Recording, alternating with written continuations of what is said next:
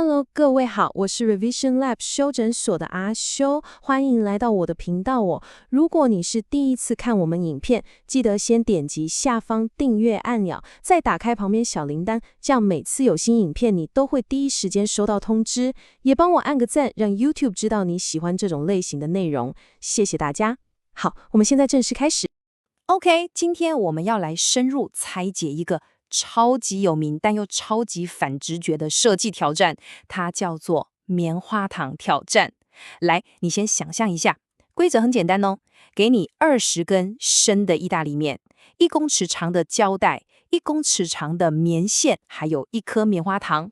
你的任务就是在短短18分钟内，用这些材料盖出一座最高的，而且可以自己站着的塔。听起来，好像是个简单的团康游戏，对吧？但相信我，这个挑战背后揭示的关于团队合作、创新思维的秘密，真的会让你重新思考你一直以来做事的方法。好，我们今天的分析会分成5个部分。首先，我们会搞懂这个棉花糖挑战到底在玩什么。第二，我们会看到一个跌破大家眼睛的比赛结果，真的超乎想象。第三，我们会分析成功与失败背后2种截然不同的思维模式，这块是今天的核心。第4部分，我们会解密到底怎样才算是一个梦幻团队。最后也是最重要的，我们会把这些智慧转化成你可以实际应用的方法。我们马上开始吧。第一部分，棉花糖的挑战。你可能会想说，阿修，这不就是个给小朋友玩的游戏吗？你可就小看它咯。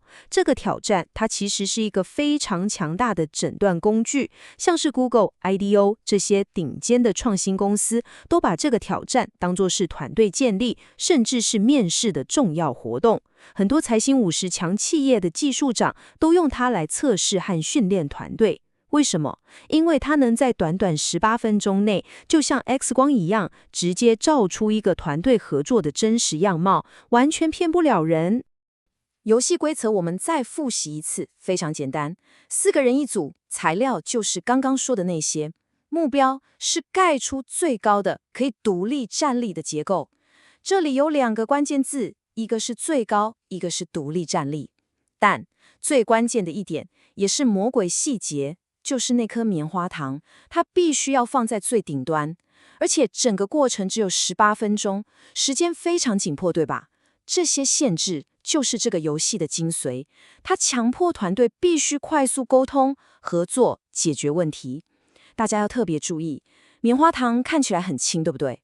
但它其实是整个结构最不稳定的因素，它的重量足以压垮一个设计不良的结构。这也是整个挑战最有趣的地方。好，进入第2部分，我们要来看比赛结果了。这个结果我第一次看到的时候，真的吓了一跳。在揭晓答案之前，你可以先在心里猜猜看，你觉得什么样的团队会在这个挑战中表现最好？是经验丰富的 CEO， 还是逻辑缜密的律师，或是刚从顶尖商学院毕业的 MBA 精英？那谁会表现最差呢？来，大家可以先把你的答案打在留言区，我们等等来对答案，看看你猜对了没有。准备好了吗？答案可能跟你想的完全不一样哦。表现最差的竟然是刚毕业的商学院学生。没错，你没听错，就是那些照理说最懂策略、最会管理的商学院精英们，平均表现竟然是最差的，是不是超级反直觉？他们常常花很多时间规划，盖出一些看起来很厉害，但其实根本站不起来的结构，或者是在最后1秒整个垮掉。这结果真的让人跌破眼镜。这些商学院学生通常是这样操作的，他们会花掉大半时间，可能18分钟里面花了15分钟去讨论规划，试图找出那个他们心中唯一正确的完美计划。然后分工合作，有人负责切胶带，有人负责搭结构，像生产线一样开始执行。就在时间快到的最后一刻，他们才会屏气凝神的、小心翼翼的把那颗棉花糖放上塔顶，然后所有人退后一步，准备喊出“哒哒”，但往往那个“哒哒”会瞬间变成一声“哦”，因为棉花糖看似无害的重量，直接压垮了整个脆弱的结构。这其实就跟我们现实中很多专案一样，我们花了好几个月做出一份完美的企划书，结果产品一上线，市场反应超冷淡。那个的瞬间，你是不是也很熟悉？那表现最好的呢？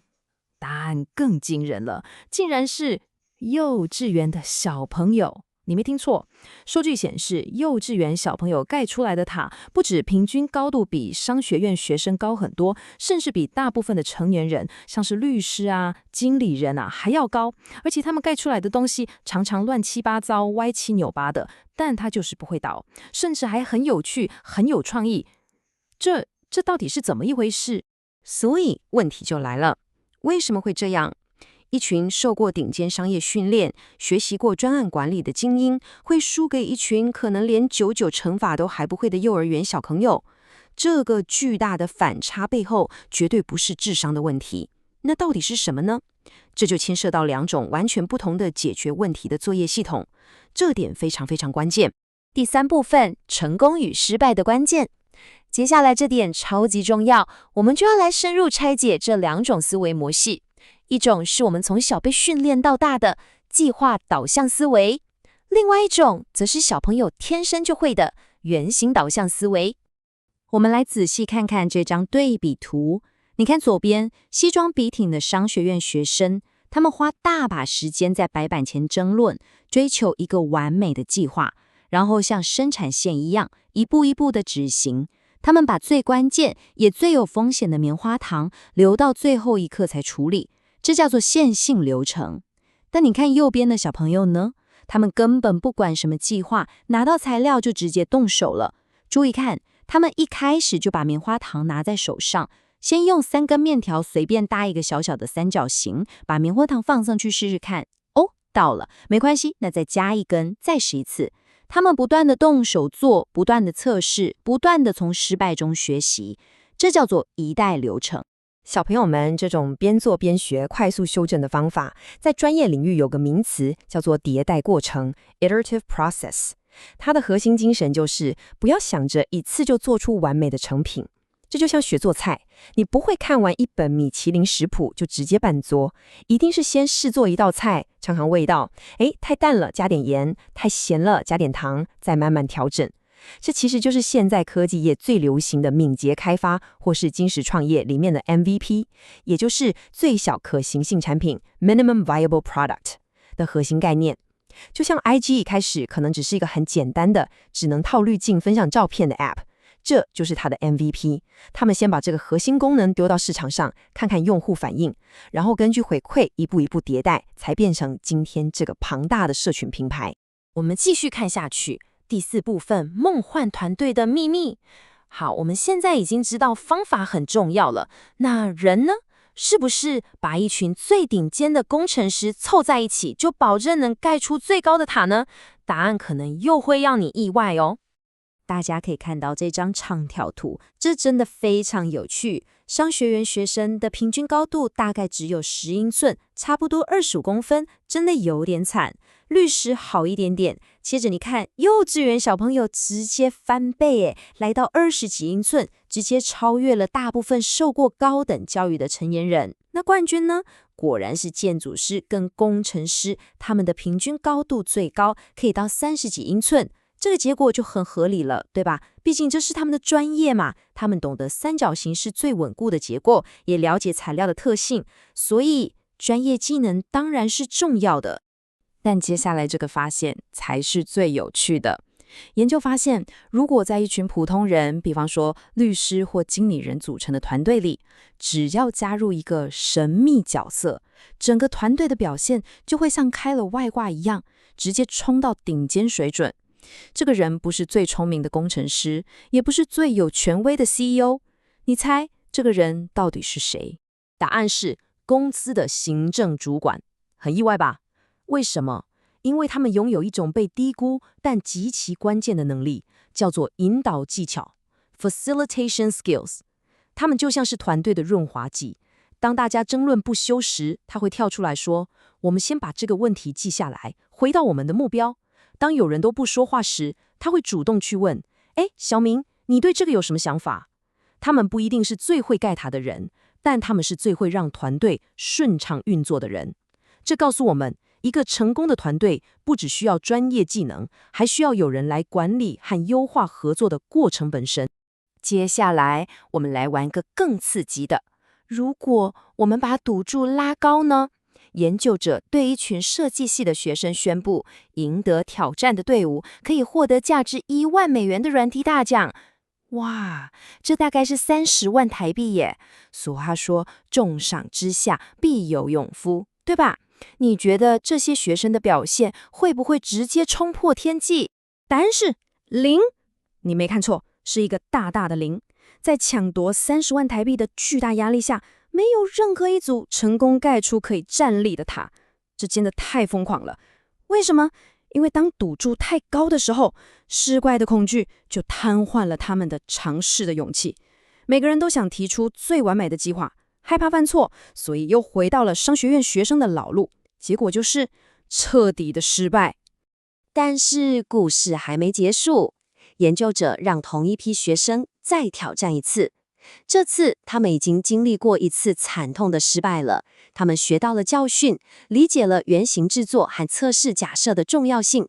你猜结果怎么着？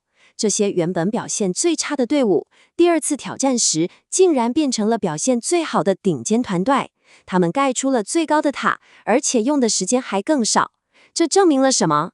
这证明了失败并不可怕，可怕的是没有从失败中学到任何东西。只要你掌握了一代这个核心心法，每一次的失败都会成为你下一次成功的垫脚石。好了，来到我们最后一个部分，也是最重要的部分。讲了这么多理论跟实验，最重要的还是我们该怎么把这些智慧变成我们自己的超能力，这才是我们今天最核心的重点，对吧？重点来了，你必须要学会在你自己的专案里找出那颗决定生死存亡的棉花糖。在这个挑战里，棉花糖代表了你整个专案或计划中那个最关键、最核心，但同时也最不确定的隐藏假设。它就是你整个计划中那个最根本，你却最不敢去碰的东西。如果你没有及早处理它，它就会在最后一刻压垮你所有的努力。所以说，你的棉花糖就是你整个计划赖以成立的那个核心假设。我举些例子吧。如果你想创业开一间咖啡厅，你的棉花糖可能就是消费者真的愿意花200元来我这个巷子里喝一杯手冲咖啡吗？如果你是一个 YouTuber， 你的棉花糖可能就是观众真的对这个冷门的历史题材感兴趣吗？而不是你花好几天剪出来的酷炫特效。如果你在准备考试，你的棉花糖可能就是那个你最弱、最不想碰的科目，而不是你已经很熟的章节。这些都是你必须最优先去测试和验证的东西。这个挑战的发起人 Tom Wojcik 说过一句话：这个挑战提供了一种共同的经验，去打造出正确的原型。这句话的重点在于，我们要做的事情不是把棉花糖藏起来，假装它不存在，而是要像小朋友一样，一开始就勇敢地拿起那颗棉花糖，用最简单的方式去跟它玩，去测试它的重量、它的粘性，去真正的了解它。所以最后我想留给你一个问题，也是一个行动的邀请。你的第一个原型是什么？针对你现在正在进行的专案，不管是一个工作任务、一份学校报告，还是一个人生目标，你那个最核心的假设，也就是你的棉花糖是什么？而你能用什么最小、最快、成本最低的方式去打造一个原型来测试它呢？不用完美，只要能得到回馈就好。简单整理一下刚刚的内容，棉花糖挑战教了我们3件最重要的事。第一，忘掉完美的计划，拥抱快速的原型。记住 ，Done is better than perfect， 先完成再完美。第二，一个强大的团队除了要有专家，更需要有引导者来确保合作顺畅。技能重要，但流程更关键。第三，也是最重要的一点，在你开始投入大量时间和资源之前，先问问自己，我的棉花糖是什么？我那个最核心的假设到底站不站得住脚？优先解决它，你就能避开90% 的失败。今天的内容就到这边，如果你觉得这集有帮助，记得马上点赞加订阅加开启小铃铛，我们正在冲订阅，需要你的支持。我是阿修，我们下次见，拜拜。